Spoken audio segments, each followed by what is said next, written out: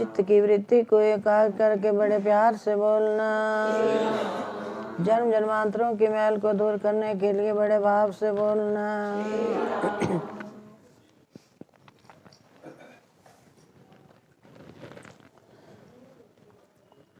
राम से बड़ा राम का नाम।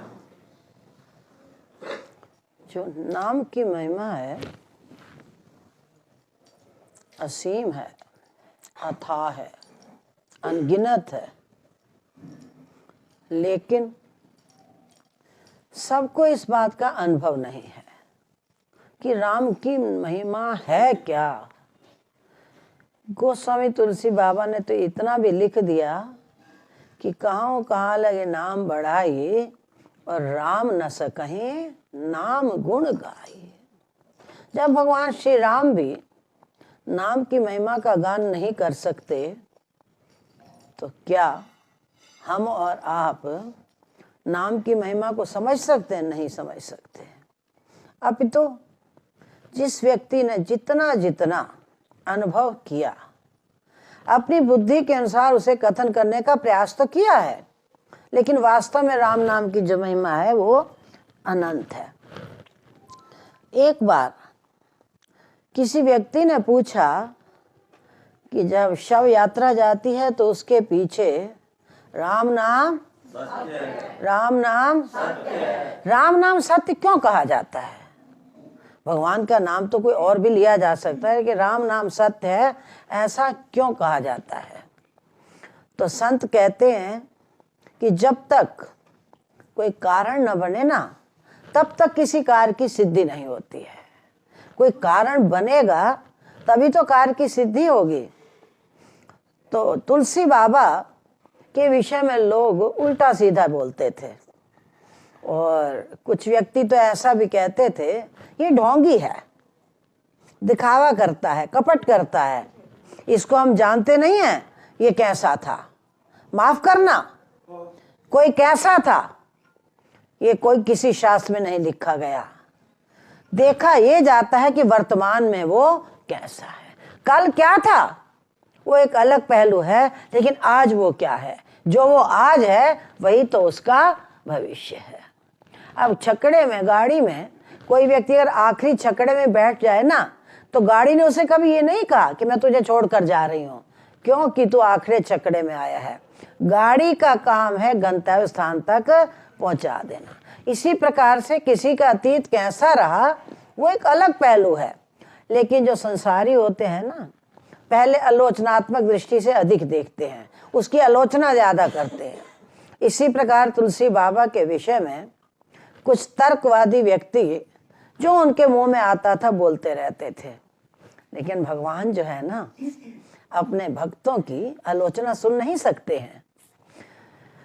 जो अपराध भगत कर करई और राम रोष पावक से। जो भक्त का अपराध करते हैं वो भगवान राम की क्रोध रूपी अग्नि में जलकर राख हो जाते हैं।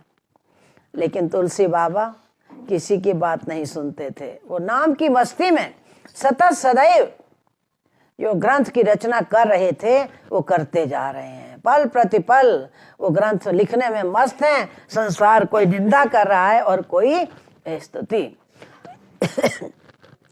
इसी प्रकार उसी गांव में एक स्त्री के पति की मृत्यु हो गई। जब वो शव जा रहा था तो सब कह रहे थे राम नाम, राम नाम। चलते चलते उसकी पत्नी ने कहा कि मैं सती तो होना, प्राचीन समय में ये प्रथा थी सती होने की। वो स्त्री जो सती होने के लिए जा रही थी उसी मार्ग में तुलसी बाबा के दर्शन किए तो वो सोचने लगी वैसे भी एक सिद्धांत होता है सती तो मैंने होना ही होना है, अंतिम समय मैं इन्हें प्रणाम करके क्यों ना जाऊं। जब वो वहां पर प्रणाम करने के लिए गई तो तुलसी बाबा के मुख से क्या निकला, बेटी सुहागवती भव। लोगों ने कहा देखा, हम तो कहते ये केवल ढोंगी है, ये ढोंगी नहीं, ढोंगी के साथ है ये मूर्ख भी है। देख रहा है शव यात्रा जा रही है और उसे कह रहा है कि बेटी सौभाग्यवती भव। चरणों में गिर पड़ी। लोगों ने कहा देखा ना, तू भी झूठा और तेरा राम भी झूठा। तुलसी बाबा कहाँ सहन कर सकते थे इस बात को। मैं तो झूठा हो सकता हूँ लेकिन मेरा राम कभी झूठा नहीं हो सकता। सबने यही चर्चा शुरू कर दी। किसी ने कहा इसका ढोंग कपट प्रत्यक्ष हो गया, आप नहीं जानते थे, हम तो तुम्हें पहले ही कहते थे ये कपटी है, ढोंगी महात्मा बनकर फिर रहा है। वास्तव में अगर ये महात्मा होता तो इसे समझ ना आ जाती, ये इसे सुहागवती भाव का आशीर्वाद क्यों देता। साधु बोले सहज स्वभाव और साध का बोला न बेटा। जब तुलसी बाबा को ये शब्द कहे कि तेरा राम भी झूठा है, तो उस समय बाबा ने कहा देखो भाई, मैं तो झूठा हो सकता हूँ लेकिन मेरा राम कभी झूठा नहीं हो सकता। तुमने भगवान राम के विषय में ऐसे अपशब्द कह दिए, बहुत बड़ा अपराध है तुम लोगों के लिए। लेकिन उसी समय तुलसी बाबा ने अपनी आंख बंद की और कहने लगे प्रभु, मेरे कारण, मेरे निमित्त आपके नाम को कलंक लगे, मैं ये सहन नहीं कर सकता। प्रभु आप जो करो, जैसे करो, अब इस बात को सत्य सिद्ध करके दिखाओ कि इसको सुहागवती भाव बनाकर आप दिखा सकते हो। मेरी सामर्थ्य नहीं है, मुझ में कोई शक्ति नहीं। तो उसी समय तुलसी बाबा ने शव के कान के पास जाकर कहा कि राम नाम सत्य। जो ही राम नाम सत्य कहा तो वो जो शव था हलचल करने लगा। फिर तुलसी बाबा ने कहा राम नाम सत्य, तो उसकी आंख खुली, चेतना आ गई। तीसरी बार तुलसी बाबा ने कहा कि राम नाम सत्य, तो उसी समय वो जो शव था राम नाम सत्य कहते हुए वहीं पर उठकर बैठ गया। लोगों ने जय जयकार शुरू कर दी। धन्य है बाबा, धन्य है बाबा। ये संसार ना चमत्कार को नमस्कार करता है, नाम की महिमा को नहीं समझे, चमत्कार को नमस्कार करने लगे।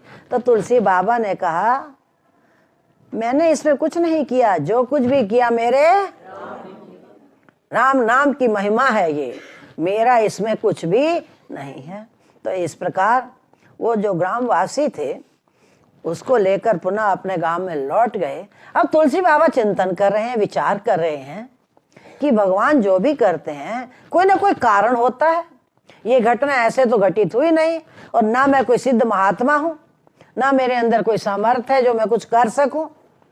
अब मैं समझ नहीं सका कि कारण क्या है इसमें। कोई ना कोई कारण तो होगा ना, और कारण बनेगा तो कार्य की सिद्धि होगी। तो उसी समय जब तुलसी बाबा एकांत में जाकर आत्मावलोकन चिंतन करने लगे, विचार किया, तो एकदम उन्हें ध्यान आ गया कि जो मैं ग्रंथ की रचना कर रहा था ना, मेरी अर्धाली जो थी वो अधूरी रह गई थी। अर्धाली तो हुई, पूरा मैं उसे नहीं कर सका। उनका कौन सी चौपाई थी? मंत्र महामणि और मेटत कठिन, मंत्र महामणि विषय व्याल के। लेकिन जो सबसे बड़ा दुनिया में मंत्र होता है ना, ठीक है वेद मंत्र है, ओम नमः शिवाय, ओम नमो भगवते वासुदेवाय, या कुछ भी मंत्रोच्चारण करो, लेकिन दुनिया में सबसे बड़ा मंत्र है गुरुर् ब्रह्मा गुरुर्विष्णु गुरुर्देवो गुरुर् साक्षात परब्रह्म तस्मै श्री गुरुवे नमः। दुनिया में गुरु के वचन से बड़ा और कोई मंत्र नहीं है। जिन्होंने गुरु वचनों पर विश्वास रखा उन्होंने गपोड़ू गपोड़ू का, उनका भी बेड़ा हुआ या नहीं हुआ, गपोड़ू। लेकिन कमी हमारी क्या है कि हम गुरु के वचनों में विश्वास नहीं करते, तर्क बुद्धि लगाते हैं, विचार करते हैं, सोचते हैं सत्य है असत्य है, धर्म से युक्त है अधर्म है। पहली बात तो वो कभी अधर्म से युक्त तुम्हें कुछ कहेंगे नहीं। दूसरी बात, मान लो तुम्हारी बुद्धि सोचती है कि इन्होंने गलत कह भी दिया तो उसका भार उन्हें उठाना पड़ेगा, ना कि तुमने तो गुरु की आज्ञा का पालन किया है। तुमने क्या लेना क्या देना, कुछ लेना ना देना। पांच तत्व का बोले पिंजरा, या में बोले मेरी मैना, या में बोले कुछ लेना ना देना। तुम तो मस्त रहो, ना लेना ना देना, क्या ठीक है क्या गलत, क्या धर्म क्या अधर्म, तू जाने तेरे भरोसे मेरी गाड़ी, तू जाने। फिर छोड़ दो उसके ऊपर, वो जो करेगा सत्य असत्य, धर्म अधर्म, उचित अनुचित, तुम ठेकेदार नहीं हो उसके। ठेका तो उसको उठाना पड़ेगा जो तुम्हें कहेगा। तो इसी प्रकार तुलसी बाबा ने कहा, प्रभु आपने कारण बनाया उस स्त्री का, मैंने तो जानबूझकर कुछ। और साधु जो होते हैं ना, हमेशा अपनी मस्ती में रहते हैं। आपने कई बार नोट किया होगा, परम पूज्य चौथी पातशाही गुरुदेव भगवान जो वाक्य मुख से निकालते थे ना, चलते चलते सहज बोलते थे, वो कभी बुद्धि से सोचते नहीं थे। और जो वाक्य उनके मुख से निकलता था वो तीनों कालों में सत्य होता था। ये नहीं कि जो उन्होंने मुख से निकाला वो सत्य हुआ। साधु इसीलिए सहज स्वभाव बोलते हैं क्योंकि उनके मन में न राग न द्वेष, न अपना न पराया, उनके अंदर तो कुछ होता भी नहीं है। उनके हर पल हर क्षण भगवान के नाम का चिंतन होता है। ये होता है नाम का प्रभाव। लेकिन जीव को कर्मों का भुगतान तो करना पड़ता है। एक तरफ से कहते हैं कि कर्मों का भुगतान करना पड़ता है, और दूसरी तरफ से कह रहे हैं कि मंत्र महामणि विषय व्याल के और मेटत कठिन कुअंक भाल के। मस्तक जो हमारे कुअंक होते हैं, बुरी रेखाएं होती हैं, उसे गुरु के वचन के द्वारा मिटाया जा सकता है। लेकिन कर्मों का फल भोगना पड़ता है। किसे भोगना पड़ता है? जो मनमति से चलते हैं। गुरु क्या नहीं कर सकते। एक कमरा घास से भरा पड़ा है, पूरा कमरा घास का भरा, एक माचिस की तीली, एक तीली लगा दो, सारे के सारी घास जलकर राख हो जाती। इसी प्रकार से गुरु वचन तुम्हारे जघन पापों के ढेर को एक पल में जलाकर भस्मीभूत कर देंगे। ये ठेका उनका है। हम अपनी साधना से सोचें, कब तक साधना करते, कितनी साधना कर लेंगे। कलयुगी प्राणी हैं, साधना से भी कर्म जलते हैं। ऐसी बात नहीं कि संतों ने साधना को नकारा है, लेकिन सबसे छोटा सहज और सरल रास्ता है गुरु का वचन। ऐसे कह दिया गुरबाणी में। ये तो शास्त्रों की बातें हैं कि जय गुरु दिन को रात बखाने फिर भी सेवक मानते हैं। जरा अपने मन से पूछ कर देखो, जो बात मन को अच्छी लगी मान जाएंगे, अवश्य कहेंगे सतवचन महाराज आप बड़े दयालु हैं, बड़े कृपालु हैं। लेकिन जो बात मन को न जचे उसमें तर्क वितर्क कुतर्क की कतारें हम खड़े तर्क लगाएंगे आगे से। ये नहीं सोचते कि हमने क्या लेना और क्या देना। वो जाने जो तुम्हें कह रहे हैं, उसका भार तो उन्हें उठाना पड़ेगा, तुम्हें थोड़ा ना उठाना पड़ेगा। तुम्हारी जिंदगी तो निश्चिंत निडर और आनंदमय जीवन यापन करो, फिर देखो कि तुम्हें कितना आनंद प्राप्त होगा, कितना सुकून प्राप्त होगा, मन को शांति मिलेगी। हम जितनी भी साधना करते हैं किसके लिए करते हैं? मन की शांति के लिए ही तो करते हैं। साधना करने का उद्देश्य तो सबका एक ही होता है ना, मन की शांति। और मन की शांति का क्या लक्षण है? जब मन शांत होगा तो क्या मिलेगा? भजन करोगे, और जब भजन करोगे तो उसका क्या फल है? फल तो हर चीज का है। जब भजन करोगे उसका क्या फल है? भजन करने का फल है अपने कर्तव्य की पहचान। लेकिन हमारा कर्तव्य कैसा होता है? जो तो मन को अनुकूल लगे हमारा कर्तव्य है ना, हम अपने कर्तव्य को नहीं संभालेंगे। और जो बात मन को अच्छी न लगे उसमें कर्तव्य को छोड़कर हम बैठ जाते हैं। इसीलिए महापुरुष कहते हैं कि शास्त्रों का स्वाध्याय करो, गुरु के वचनों पर विश्वास रखो। जितना जितना तुम्हारा विश्वास निष्ठा अटूट रहेगी, उतने उतने तुम गुरु की कृपा के पात्र बनोगे। केवल गुरु कृपा के ही पात्र नहीं बनोगे, अब तो धीरे धीरे उनका अनुग्रह भी तुम्हारे ऊपर बरसने लगेगा। क्योंकि एक माँ का जब वात्सल्य पराकाष्ठा को छूता है तो फिर माँ के स्तन से दूध छल के बिना रहता नहीं है। इसी प्रकार जब गुरुदेव अपने शिष्य के ऊपर वात्सल्य बरसता है तो वो शक्तिपात किए बिना रहते भी रह नहीं सकते हैं। वो रह नहीं सकते, क्या किया जाए। एक माँ से भी कई गुना गुरुदेव का हृदय तो करुणा से भरा पड़ा है, ओत प्रोत है, बशर्ते गोस्वामी बाबा के शब्दों में कि कोमल चित अति, हम दीन नहीं बनते हैं शब्दों से। भले कल भी स्वामी जी बता रहे थे कि शब्दों से बार बार चर्चा मत करो, मैं पापी हूं, मैं अधम हूं, मैं नीच हूं, कहने की आवश्यकता नहीं है। बस केवल इतना करो कि उस पाप को छोड़ दो, तुम अपने आप निष्पाप हो जाओगे। पाप का छोड़ना ही तो निष्पाप होने का बहुत बड़ा साधन है। जिस गलती को भुला दिया, छोड़ दिया, तो निष्पाप तो तुम अपने आप हो जाओगे।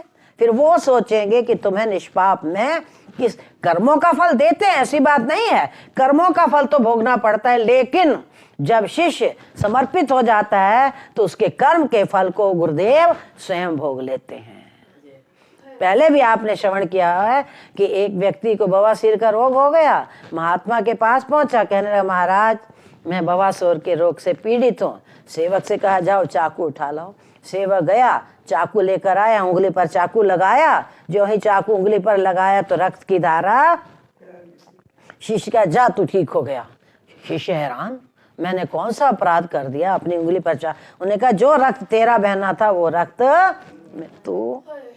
तू क्या हो गया, निरोग हो गया, निष्पाप हो गया। इसीलिए समर्पण का जो रस है ना, समर्पण को जो आनंद है ना, कुछ अलग ही आनंद है। जिसने उस आनंद को चखा वो अपनी बुद्धि के अनुसार उसे व्यक्त करने का प्रयास तो कर सकता है, लेकिन जो वास्तविक आनंद है ना उसे कोई भी समझ नहीं सकता और ना ही कोई वहां तक पहुंच सकता है। तो महापुरुषों के इशारे होते हैं, कोई समझे या ना समझे, जो समझेगा चलेगा लाभ उसे प्राप्त होगा, बाकी तो जो जिसके भाग्य में लिखा है उसको वही प्राप्त होगा। इसी प्रकार जो नाम की महिमा है उसे कोई गा लिख नहीं सकता, लेकिन जितना जितना गोस्वामी बाबा ने अनुभव किया धीरे धीरे उसे लिखने का अथक प्रयास किया। क्योंकि अगर कोई चाहे ना कि मैं सूरज को दीपक दिखा दूं, कहाँ तक दिखाओगे, सूरज को दीपक दिखाओगे, लेकिन फिर भी लोगों की आस्था होती है ना, भावना होती है, जल भी चढ़ाते हैं और सूरज को दीपक भी दिखाते हैं। इसी प्रकार से हम भगवान के नाम की महिमा को कथन करें तो लाभ हमें प्राप्त होगा। ये लोक सुखी पर लोक सुहेला बन जाएगा। बोल श्री सद्गुरुदेव।